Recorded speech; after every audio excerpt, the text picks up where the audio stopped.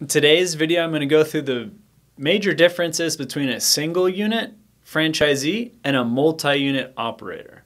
Someone might just have a single location for a variety of reasons. It might be the industry. So with like service brands like healthcare, real estate property management, commercial cleaning, it doesn't really make sense to have a lot of locations. You can just have one office and then your team's more out in the field. So it might just be the industry is better suited for single unit operators.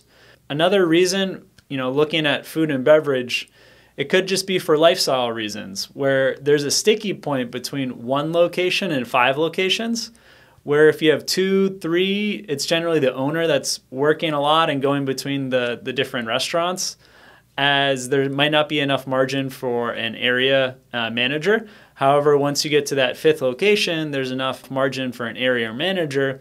But going from 1 to 5, there is that hurdle to cross. And a lot of people, for lifestyle reasons and also capital reasons, might just want to stick to one location. Now, the multi-unit operator is going to be more like an executive, where you're generally managing 10 to 100 plus employees, and you're going to have 3 or 4 levels of management in your business. You either have to be pretty rich, net worth well over $1 million, or be comfortable taking credit, taking loans. Most franchisees will take advantage of the Small Business Administration 7A loan program, or they might look to roll over their retirement funds, especially if you're gonna open up multiple locations and you don't already have millions of dollars of capital. So you gotta be willing to take higher risk than someone that might be open to just have one location. So you're either comfortable taking credit and that risk that go with leveraging up your investment, or you gotta wait to reinvest the capital.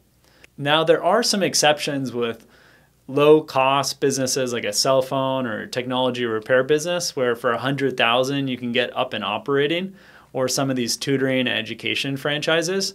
But generally, retail products and services, food and beverage, it's going to be over $300,000 to open up the business.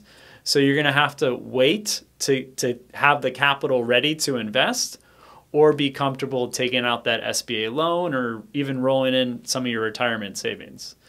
So single unit operator generally could be first-time entrepreneur, more interested in flexibility, lifestyle, or it could just be the industry doesn't require having multiple locations.